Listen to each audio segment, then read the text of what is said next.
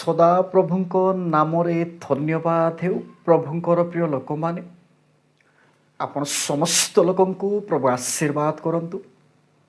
ଏବଂ ଏହି ସମୟରେ ଏହି ଭିଡ଼ିଓକୁ ଦେଖୁଥିବା ମୋର ବାପା କିମ୍ବା ମା ମାନେ କିମ୍ବା ମୋର ଭାଇ କିମ୍ବା ଭଉଣୀମାନେ, ମୋଠୁ ସାନ କିମ୍ବା ବଡ଼ ପ୍ରଭୁଙ୍କର ପ୍ରିୟ ଦାସମାନେ, ଆପଣ ସମସ୍ତ ଲୋକଙ୍କୁ ପ୍ରଭୁ ଯୀଶୁଙ୍କ ନାମରେ ମୁଁ ଦୟାଦାନ ନମସ୍କାର ଜ୍ଞାପନ କରେ। ପ୍ରଭୁଙ୍କର ପ୍ରିୟ ଲୋକମାନେ, ଯେଉଁ ପରମେଶ୍ୱରଙ୍କର ଆମ୍ଭେମାନେ ସେବା ଆରାଧନା କରୁଅଛୁ, ସେଇ ପରମେଶ୍ୱର କେବଳ ଆଶୀର୍ବାଦ ଆଶୀର୍ବାଦ ଆଶୀର୍ବାଦ ହିଁ କରନ୍ତି ନାହିଁ। ଆଶୀର୍ବାଦ କରନ୍ତି, କିନ୍ତୁ ଯଦି ଆମ୍ଭେମାନେ ତାହାଙ୍କ ଦୃଷ୍ଟିରେ ଯଦି ମନ୍ଦ କାର୍ଯ୍ୟ କରିବା, ତାହେଲେ ସେଇ ପରମେଶ୍ୱର ବିନାଶ ମଧ୍ୟ କରିଦେଇ ପାରନ୍ତି।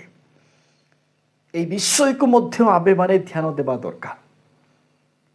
ଏବଂ ମିଟିଂରେ ହେଉ କିମ୍ବା ମଣ୍ଡଳୀରେ ହେଉ ପ୍ରକାଶ କରିବା ଦରକାର। କିନ୍ତୁ ପ୍ରଭୁଙ୍କର ପ୍ରିୟ ଲୋକମାନେ, ଆସନ୍ତୁ ଆମ୍ଭେମାନେ ଈଶ୍ୱରଙ୍କର ପବିତ୍ର ବାଇବଲ, ଅନେକ ଲୋକମାନେ କହୁଛନ୍ତି, ଆପଣମାନେ ଶୁଣିଥିବେ, ଡିସେମ୍ବର 25 ତାରିଖରେ ପୃଥିବୀ ବିନାଶ ହେବ, ଧ୍ୱଂସ ହେବ।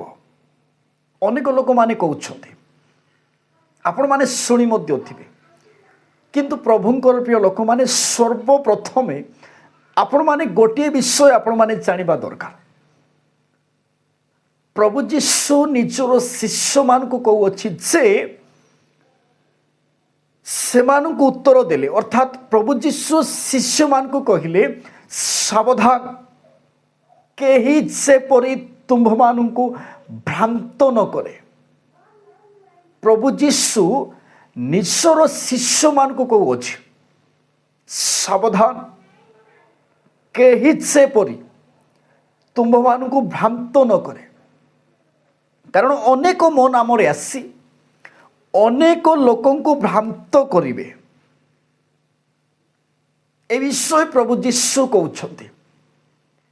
କିନ୍ତୁ ପ୍ରଭୁଙ୍କର ପ୍ରିୟ ଲୋକମାନେ, ଆପଣମାନେ ଈଶ୍ୱରଙ୍କର ପବିତ୍ର ବାଇବଲକୁ ଆପଣମାନେ ଅଧ୍ୟୟନ କରିଥିବେ, ଆପଣମାନେ ଜାଣିଅଛନ୍ତି ମଧ୍ୟ।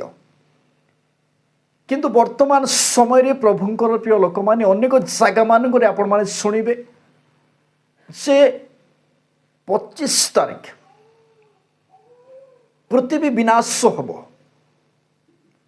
ଏବଂ ପ୍ରଭୁଙ୍କର ପ୍ରିୟ ଦାସ ମଧ୍ୟ ଜଣେ ବ୍ୟକ୍ତି ରେପ୍ଚର ବିଷୟରେ କହିଥିଲେ, ମଣ୍ଡଳୀ ଉଠାଇ ନିଆଯିବା ବିଷୟ କହିଥିଲେ।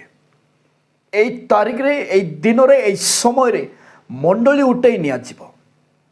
କିନ୍ତୁ ଆପଣ ସମସ୍ତ ଲୋକଙ୍କୁ କହିବା ପାଇଁ ଚାହେଁ, ପ୍ରଭୁଙ୍କର ପ୍ରିୟ ଲୋକମାନେ, ଆସନ୍ତୁ ଆମ୍ଭେମାନେ ଈଶ୍ୱରଙ୍କର ପବିତ୍ର ବାଇବଲରେ ଦେଖିବା ନିମନ୍ତେ ଯିବା। ଏହି ସମୟରେ ଯଦି ଆପଣମାନଙ୍କ ପାଖରେ ଈଶ୍ୱରଙ୍କର ପବିତ୍ର ବାଇବଲ ଅଛି, ତାହେଲେ ମାତିଉ ଲିଖିତ ସୁସମାଚାର ତାର 24 ପର୍ବ ତାର 36 ପଦ ଦେଖିବା ନିମନ୍ତେ ଯିବା। ଆପଣମାନଙ୍କ ପାଖରେ ଏହି ସମୟରେ ବାଇବଲ ଅଛି ତାହେଲେ ଦେଖନ୍ତୁ, ଯଦି ନଥାଏ ତାହେଲେ ଆପଣମାନେ ଲେଖିକି ରଖନ୍ତୁ, ତାପରେ ଆପଣମାନେ ଦେଖନ୍ତୁ। କାହିଁକି ଏ ବିଷୟ କହୁଅଛି ପ୍ରଭୁଙ୍କର ପ୍ରିୟ ଲୋକମାନେ, ଆପଣମାନେ ଯଦି ଦେଖିବେ ନାହିଁ, ତାହେଲେ ମୁଁ ବାଇବଲରେ ଥିବା ବିଷୟ କହୁଅଛି କିମ୍ବା ବାଇବଲର ବାହାରେ କହୁଅଛି, ଆପଣମାନେ କେମିତି ଜାଣିପାରିବେ? ପ୍ରଭୁଙ୍କର ପ୍ରିୟ ଲୋକମାନେ, ସେଥିପାଇଁ ନିହାତି ଜରୁରୀ ଅଟେ, ଜଣେ ବ୍ୟକ୍ତି ଯଦି ପ୍ରକାଶ କରୁଅଛି, ଈଶ୍ୱରଙ୍କର ପବିତ୍ର ବାଇବଲର ବିଷୟ କହୁଅଛି କିମ୍ବା ବାଇବଲର ବାହାରେ କହୁଅଛି, ଆମେମାନେ ପରୀକ୍ଷା କରିବା ଦରକାର। କିନ୍ତୁ এই ଜାଗାରେ ଲେଖାଯାଏ, ପ୍ରଭୁଙ୍କର ପ୍ରିୟ ଲୋକମାନେ, ମାତିଉ ଲିଖିତ ସୁସମାଚାର ତାର 25 ପର୍ବ ତାର 36 ପଦରେ ଲେଖାଯାଏ, କିନ୍ତୁ ସେଇ ଦିନ ଓ ଦଣ୍ଡ ବିଷୟ କେହି ଜାଣନ୍ତି ନାହିଁ, ସ୍ୱର୍ଗର ଦୂତମାନେ କିମ୍ବା ପୁତ୍ର ସୁଦ୍ଧା ଜାଣେ ନାହିଁ, କେବଳ ମାତ୍ର ପିତା ଜାଣନ୍ତି। ହେଲେ ପ୍ରଭୁଙ୍କର ପ୍ରିୟ ଲୋକମାନେ, এই ଜାଗାରେ ଗୋଟିଏ ପ୍ରଶ୍ନ ଆସେ, এই ବ୍ୟକ୍ତିମାନେ କେମିତି ଜାଣିପାରିଲେ ଯେ 25 ତାରିଖ, ଡିସେମ୍ବର 25 ତାରିଖରେ ପୃଥିବୀ ଏମିତି ହେବା ପାଇଁ ଯାଉଅଛି? ଏବଂ ପ୍ରଭୁଙ୍କର ପ୍ରିୟ ଦାସ ସେ କହିଥିଲେ ମଣ୍ଡଳୀ ଉଠାଇ ନିଆଯିବା ବିଷୟ, ସେ କେମିତି ଜାଣିପାରିଲେ? ପ୍ରଭୁଙ୍କର ପ୍ରିୟ ଲୋକମାନେ, ଆପଣମାନେ ଭ୍ରାନ୍ତ ହୁଅନ୍ତୁ ନାହିଁ। ଜଣେ ଏଡ଼େ ବଡ଼ ପ୍ରଭୁଙ୍କର ପ୍ରିୟ ଦାସ କେମିତି ମିଛ କହିପାରିବେ? କେମିତି ସେ ମିଥ୍ୟା କହୁଅଛନ୍ତି, ସେ ସଠିକ୍ ହିଁ କହୁଥିବେ, ସେ ମିଛ କହିବେ ନାହିଁ, ଏହି ପ୍ରକାର ଆପଣମାନେ ଭାବୁଥିବେ। କିନ୍ତୁ ଆପଣ ସମସ୍ତଙ୍କୁ କହିବା ପାଇଁ ଚାହେଁ, ଶୈତାନ ମଧ୍ୟ ଦୂତଙ୍କ ପରି ବେଶ ଧାରଣ କରିପାରେ। ପ୍ରଭୁ ଯୀଶୁଙ୍କର ଶିଷ୍ୟମାନଙ୍କ ପରି ବେଶ ଧାରଣ କରିପାରେ। ପ୍ରଭୁଙ୍କର ପ୍ରିୟ ଲୋକମାନେ, ଆପଣମାନଙ୍କୁ ମୁଁ ଭ୍ରାନ୍ତ କରୁନାହିଁ। ଅନେକ ଲୋକମାନେ ମେସେଜ କରନ୍ତି, ଆପଣ ଭ୍ରାନ୍ତ ଶିକ୍ଷା ଦେଉଛ। ଭାଇମାନେ, ଆପଣମାନଙ୍କୁ ଯଦି ନିଜର କାନକୁ ସୁନ୍ଦର ଲାଗିଲା ଭଳି ଶିକ୍ଷା ଦିଆଯାଏ, ତାହେଲେ ଆପଣମାନେ ସଠିକ୍ କହିବେ। ଆପଣଙ୍କୁ ଏଇ ଜାଗାରେ ଯଦି ବାଧିବ, ତାହେଲେ ସେଇ ବ୍ୟକ୍ତିକୁ ଆପଣମାନେ ଭୁଲ କହିବେ। ବର୍ତ୍ତମାନ ଚାଲିଛି, ସତ୍ୟ ଘଟଣା ପ୍ରତି ମନ ନ ଦେଇ କଳ୍ପିତ କାହାଣୀ ପ୍ରତି ଲୋକମାନେ ମନ ଦେଉଛନ୍ତି ଏବଂ ପ୍ରଭୁଙ୍କ ପଛରେ ନ ଯାଇ ପ୍ରଭୁଙ୍କର ଦାସମାନଙ୍କର ପଛରେ ଯାଉଛନ୍ତି। ଆପଣମାନେ ବୁଝିବା ଦରକାର, ଈଶ୍ୱରଙ୍କର ପବିତ୍ର ବାଇବଲରେ ଲେଖାଯାଏ, ଲୋକମାନେ ସଠିକ୍ ଶିକ୍ଷାକୁ, ସଠିକ୍ ମେସେଜକୁ ଲୋକମାନେ ସହିପାରିବେ ନାହିଁ, ସମ୍ଭାଳି ପାରିବେ ନାହିଁ। କାରଣ ଈଶ୍ୱରଙ୍କର ପବିତ୍ର ବାକ୍ୟ ଦୁଇଧାର ଖଡ଼ଗ ଅଟେ। କିନ୍ତୁ ପ୍ରଭୁଙ୍କର ପ୍ରିୟ ଲୋକମାନେ ଏହି ଜାଗାରେ ଲେଖାଯାଏ, କିନ୍ତୁ ସେଇ ଦିନ, ପ୍ରଭୁଙ୍କର ସେଇ ଦିନ, এই পৃথিবী বিনাশ করিবার দিন, এই পৃথিবী বিনাশ করিবার দিন, সেই দিন ও দণ্ড বিষয় কেহি জানতি না। তাহলে এই ব্যক্তি মানে কেমিতি জাণুঅছন্তি? এই জায়গার তো প্রভু যীশু কହୁଛନ୍ତି, কেহি জানতি না, স্বর্গর দূত মানে মধ্য জানতি না। কেবল দূত মানে কিংবা পুত্র সুদ্ধা জানে না। স্বর্গর দূত মানে কিংবা পুত্র সুদ্ধা জানে না, কেবল মাত্র পিতা জানিଅଛନ୍ତି। প্রভুଙ୍କର প্রিয় ଲୋକମାନେ, ଆପଣମାନେ ବୁଝିବା ପାଇଁ ଚେଷ୍ଟା କରନ୍ତୁ, এই ବ୍ୟକ୍ତିମାନେ କେମିତି ବର୍ତ୍ତମାନ ଜାଣିପାରୁଛନ୍ତି। ପ୍ରଭୁଙ୍କର ପ୍ରିୟ ଲୋକମାନେ, ଆପଣମାନେ ଭ୍ରାନ୍ତ ହୁଅନ୍ତୁ ନାହିଁ। ଦିନେ ନା ଦିନେ ପରମେଶ୍ୱର ଏ ପୃଥିବୀକୁ ବିନାଶ କରିବେ। ଗୋଟିଏ ଦିନ ସ୍ଥିର କରିଛନ୍ତି ପରମେଶ୍ୱର ଏ ପୃଥିବୀକୁ ବିନାଶ କରିବା ନିମନ୍ତେ। ଆପଣମାନେ ଭ୍ରାନ୍ତ ହୁଅନ୍ତୁ ନାହିଁ। କିନ୍ତୁ এই ଜାଗାରେ ସ୍ପଷ୍ଟ ଭାବରେ ଲେଖାଯାଇଅଛି, ବୁଝିଲା ପରି ଲେଖାଯାଇଅଛି, ଆପଣଙ୍କର ଭାଷାରେ ଲେଖାଯାଇଅଛି, ସେଇ ଦିନ ଓ ସେଇ ସମୟ କେହି ମଧ୍ୟ ଜାଣନ୍ତି ନାହିଁ। ସ୍ୱର୍ଗର ଦୂତମାନେ କିମ୍ବା ପୁତ୍ର ସୁଦ୍ଧା ଜାଣି ନାହାନ୍ତି। এই ଜାଗାରେ ପିତା ହିଁ ଜାଣିଅଛି ବୋଲି ଲେଖା ଅଛି। କିନ୍ତୁ ବର୍ତ୍ତମାନ ସମୟରେ ପ୍ରଭୁଙ୍କର ପ୍ରିୟ ଲୋକମାନେ, ଆପଣମାନେ ଭ୍ରାନ୍ତ ହୁଅନ୍ତୁ ନାହିଁ। ଆପଣମାନେ ଈଶ୍ୱରଙ୍କର ପବିତ୍ର ବାଇବଲକୁ ସଠିକ୍ ଭାବରେ ଅଧ୍ୟୟନ କରିବା ପାଇଁ ଚେଷ୍ଟା କରନ୍ତୁ। ଆପଣମାନଙ୍କୁ ପ୍ରଭୁଙ୍କର ପ୍ରିୟ ଦାସମାନେ ଆପଣମାନଙ୍କୁ ଉଦ୍ଧାର କରିବେ ନାହିଁ। ସେମାନଙ୍କର କାମ ହେଲା ଆପଣଙ୍କୁ ସଠିକ୍ ଶିକ୍ଷା ଦେଇ ପ୍ରଭୁଙ୍କ ପ୍ରତି ରାସ୍ତା ଦେଖାଇବା, ସେମାନଙ୍କର କାମ। ପ୍ରଭୁଙ୍କର ପ୍ରିୟ ଲୋକମାନେ, ପ୍ରଭୁଙ୍କ ନାମରେ ଧନ୍ୟବାଦ ଯେ ଆସନ୍ତୁ ଆମେମାନେ ଜିଖରୀୟ ତାର 12 ପର୍ବ 14 ପର୍ବ 7 ପଦରେ ଲେଖାଯାଏ, ମାତ୍ର ତାହା ଗୋଟିଏ ଦିନ ହେବ, এই ପୃଥିବୀ ବିନାଶ କରିବା ନିମନ୍ତେ ଗୋଟିଏ ଦିନ ହେବ, ତହିଁର ତତ୍ତ୍ୱ ସଦାପ୍ରଭୁଙ୍କୁ ଜଣା। ଆପଣମାନଙ୍କୁ ଜଣା ନାହିଁ, ମୋତେ ମଧ୍ୟ ଜଣା ନାହିଁ, ସ୍ୱର୍ଗର ଦୂତକୁ ଜଣା ନାହିଁ, ପୁତ୍ରକୁ ମଧ୍ୟ ଜଣା ନାହିଁ, ମାତ୍ର ପିତାକୁ ଜଣା। ସେଇ ଗୋଟିଏ ଦିନ ପରମେଶ୍ୱର ଗୋଟିଏ ଦିନ ସ୍ଥିର କରିଅଛନ୍ତି। ସେଇ ସମୟ, ସେଇ ଦିନ, ସେଇ ମାସ, ସେଇ ସେକେଣ୍ଡ, ସେଇ ବର୍ଷ ମାତ୍ର ଆମ୍ଭମାନଙ୍କୁ ଜଣା ନାହିଁ। କିନ୍ତୁ ପ୍ରଭୁଙ୍କର ପ୍ରିୟ ଲୋକମାନେ, ଆପଣମାନେ ଭାବିବେ, ଆପଣମାନଙ୍କର ଚିନ୍ତାଧାରା ମଧ୍ୟ, ଅନେକ ଲୋକମାନଙ୍କର ଚିନ୍ତାଧାରା ମଧ୍ୟ, ମେସେଜ ମଧ୍ୟ କରନ୍ତି ମଧ୍ୟ, ଏଡ଼େ ବଡ଼ ପ୍ରଭୁଙ୍କର ପ୍ରିୟ ଦାସ କେମିତି ମିଥ୍ୟା କହିପାରିବେ କି? ମିଥ୍ୟା କହିପାରିବେ ନାହିଁ, ସେ ସଠିକ୍ ହିଁ କହୁଅଛନ୍ତି। ଆପଣମାନଙ୍କୁ ଗୋଟିଏ ପ୍ରଶ୍ନ, ଏଇ ଜାଗାରେ ଗୋଟିଏ ପ୍ରଶ୍ନ, ସ୍ୱର୍ଗର ଦୂତ, ସେବକ, ମଣ୍ଡଳୀର ବିଶ୍ୱାସୀ, ପୁରାତନ ବିଶ୍ୱାସୀ ଏବଂ ନୂତନ ବିଶ୍ୱାସୀ ଏବଂ ସଦାପ୍ରଭୁ, ଆପଣମାନେ ସଠିକ୍ ଭାବରେ ବୁଝନ୍ତୁ।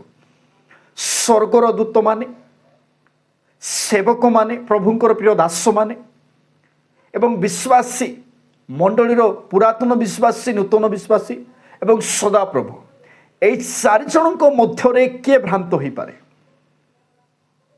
ପ୍ରଭୁଙ୍କର ପ୍ରିୟ ଲୋକମାନେ, ଆପଣମାନଙ୍କୁ କହୁଅଛି, କିଏ ଭ୍ରାନ୍ତ ହୋଇପାରେ? ଆପଣମାନେ ଭାବୁଥିବେ କିଏ ଭ୍ରାନ୍ତ ହୋଇପାରେ? ଆପଣମାନଙ୍କୁ କହିବା ପାଇଁ ଚାହେଁ, ପ୍ରଭୁଙ୍କର ପ୍ରିୟ ଲୋକମାନେ, ସ୍ୱର୍ଗର ଦୂତ ଭ୍ରାନ୍ତ ହୋଇପାରେ, ସେବକମାନେ ଭ୍ରାନ୍ତ ହୋଇପାରନ୍ତି, ମଣ୍ଡଳୀର ବିଶ୍ୱାସୀମାନେ ଭ୍ରାନ୍ତ ହୋଇପାରନ୍ତି, କେବଳ ସଦାପ୍ରଭୁ ହିଁ ଭ୍ରାନ୍ତ ହେବେ ନାହିଁ। ଆପଣମାନେ ବୁଝିବା ଦରକାର, ପ୍ରଭୁଙ୍କର ପ୍ରିୟ ଲୋକମାନେ, এই ପୃଥିବୀକୁ ବିନାଶ କରିବା ନିମନ୍ତେ ପରମେଶ୍ୱର ଗୋଟିଏ ଦିନ ସ୍ଥିର କରିଛନ୍ତି। କେବଳ ପରମେଶ୍ୱର ହିଁ ଜାଣିଅଛନ୍ତି, କେବଳ ସେ ପିତା ହିଁ ଜାଣିଅଛନ୍ତି ଏବଂ କେହି ମଧ୍ୟ ଜାଣିନାହାନ୍ତି। ଆପଣମାନେ ଭ୍ରାନ୍ତ ହୁଅନ୍ତୁ ନାହିଁ, ଭ୍ରାନ୍ତ ଶିକ୍ଷା ପ୍ରତି ଆକର୍ଷଣ ହୁଅନ୍ତୁ ନାହିଁ, ଆପଣମାନେ ପ୍ରଭୁଙ୍କ ପ୍ରତି ଆକର୍ଷଣ ହୁଅନ୍ତୁ। କିନ୍ତୁ ଆସନ୍ତୁ ପ୍ରଭୁଙ୍କର ପ୍ରିୟ ଲୋକମାନେ, ଈଶ୍ୱରଙ୍କର ପବିତ୍ର ବାଇବଲରେ ଯିଶାୟ ପୁସ୍ତକ ତାର 30 ପର୍ବ ତାର 26 ଏବଂ 27 ପଦ ଦେଖିବା ନିମନ୍ତେ ଯିବା। ଆହୁରି ଯେଉଁ ଦିନ ସଦାପ୍ରଭୁ ଆପଣା ଲୋକମାନଙ୍କର ଆଘାତ ସ୍ଥାନ ଭାଙ୍ଗିବେ ଓ ପ୍ରହାର ଜାତ ସେମାନଙ୍କର କ୍ଷତ ସୁସ୍ଥ କରିବେ। ଆପଣମାନେ ସଠିକ୍ ଭାବରେ ବୁଝନ୍ତୁ, ସୁସ୍ଥ କରିବେ। ସେଦିନରେ ଚନ୍ଦ୍ରମାର ଦୀପ୍ତି ସୂର୍ଯ୍ୟର ଦୀପ୍ତି ତୁଲ୍ୟ ହେବ। ଆପଣମାନେ ଯେଉଁ ଚନ୍ଦ୍ର ଦେଖୁଛନ୍ତି, সেই ଚନ୍ଦ୍ର ସୂର୍ଯ୍ୟର ଦୀପ୍ତି ତୁଲ୍ୟ ହେବ। ଭାବନ୍ତୁ ପ୍ରଭୁଙ୍କର ପ୍ରିୟ ଲୋକମାନେ, ଆପଣମାନେ ବୁଝନ୍ତୁ। ଏବଂ ଲେଖାଯାଏ ଦୀପ୍ତି ତୁଲ୍ୟ ହେବ, ଆଉ ସୂର୍ଯ୍ୟର ଦୀପ୍ତି 7 ଦିନର ଦୀପ୍ତି ତୁଲ୍ୟ 7 ଗୁଣ ହେବ। ଆପଣମାନେ ସମ୍ଭାଳି ପାରିବେ ତ ପ୍ରଭୁଙ୍କର ପ୍ରିୟ ଲୋକମାନେ, ପ୍ରଭୁଙ୍କର ସେଇ ଦିନକୁ, ସେଇ ଦଣ୍ଡକୁ, ସେଇ ସମୟକୁ, ଯେ ସୂର୍ଯ୍ୟ এই জায়গায় লেখা যায় 7 দিনর উত্তপ্ত দীপ্তি ହେବ। যেমিতি সূর্য যেতিকি দীপ্তি দেউଅଛି, সূর্য চন্দ্র সেতিকি দীপ্তি দেব। এবং সূর্য যেমিতি দীপ্তি দেউଅଛି 7 গুণ দেব, দীপ্তি দেব। ଆପଣମାନଙ୍କ ପାଖରେ ଯଦି ନିଆଁ ଲଗାଇ ସେଇ ଜାଗାରେ ଆପଣମାନେ ଯିବେ, ତାହେଲେ କେମିତି ଲାଗିବ? ଭାବି ନିଅନ୍ତୁ ପ୍ରଭୁଙ୍କର ପ୍ରିୟ ଲୋକମାନେ। କିନ୍ତୁ এই ଜାଗାରେ ଲେଖାଯାଏ, ଆଉ ସୂର୍ଯ୍ୟର ଦୀପ୍ତି 7 ଦିନର ଦୀପ୍ତି ତୁଲ୍ୟ 7 ଗୁଣ ହେବ। କିନ୍ତୁ ତଳେ ଲେଖାଯାଏ, ଦେଖ ସଦାପ୍ରଭୁଙ୍କର ନାମ ତାହାଙ୍କ କ୍ରୋଧରେ ପ୍ରଚଳିତ, ସଦାପ୍ରଭୁଙ୍କର ନାମ ତାହାଙ୍କ କ୍ରୋଧରେ ପ୍ରଚଳିତ ଓ ନିବିଡ଼ ଧୂମରାଶି ହୋଇ ଦୂରରୁ ଆସୁଅଛି। ତାହାଙ୍କର ଅଷ୍ଟାଦଶ କ୍ରୋଧରେ ପରିପୂର୍ଣ୍ଣ ଓ ତାହାଙ୍କର ଜିହ୍ବା ସର୍ବଗ୍ରାସକ ଅଗ୍ନିତୁଲ୍ୟ। ପ୍ରଭୁଙ୍କର ପ୍ରିୟ ଲୋକମାନେ, ପ୍ରଭୁ ଯୀଶୁଙ୍କର ଜିହ୍ବା ଅଗ୍ନିତୁଲ୍ୟ। ପ୍ରଭୁଙ୍କର ପ୍ରିୟ ଲୋକମାନେ, ସେଥିପାଇଁ ସମୟ ଥାଉ ଥାଉ, ସୁଯୋଗ ଥାଉ ଥାଉ, ଆପଣମାନେ ପରମେଶ୍ୱରଙ୍କ ପାଖରେ ଫେରନ୍ତୁ। କାରଣ ମନୁଷ୍ୟ ମୃତ୍ୟୁ ପରେ ମନୁଷ୍ୟର କର୍ମ ଅନୁସାରେ ବିଚାରିତ ଅଛି ଏବଂ ଆମ୍ଭମାନଙ୍କର କର୍ମ ଅନୁସାରେ ପରମେଶ୍ୱର ବିଚାର କରିବେ। ଏବଂ ବିଚାର କଲା ପରେ ମନୁଷ୍ୟ ପ୍ରଥମେ ସେ ସ୍ୱର୍ଗକୁ ହେଲେ ପରମେଶ୍ୱର ପଠେଇବେ, ନହେଲେ ଦ୍ୱିତୀୟରେ ସେ ନରକକୁ ହେଲେ ଯିବ। এই ଦୁଇଟି ବିଷୟ ସୁନିଶ୍ଚିତ। ମନୁଷ୍ୟ ଭାବୁଛି ମନୁଷ୍ୟ ମୃତ୍ୟୁ ପରେ ଆଉ ଥରେ ଜନ୍ମ ଆସିବ। ମନୁଷ୍ୟମାନଙ୍କର ଚିନ୍ତାଧାରା ଏବଂ ମନୁଷ୍ୟମାନଙ୍କର ଭାବନା ମଧ୍ୟ, ମନୁଷ୍ୟ ମୃତ୍ୟୁ ପରେ ଆଉ ଥରେ ସେ ଜନ୍ମ ଆସିବ, ଆଉ ଥରେ ସେ ଜନ୍ମିବ।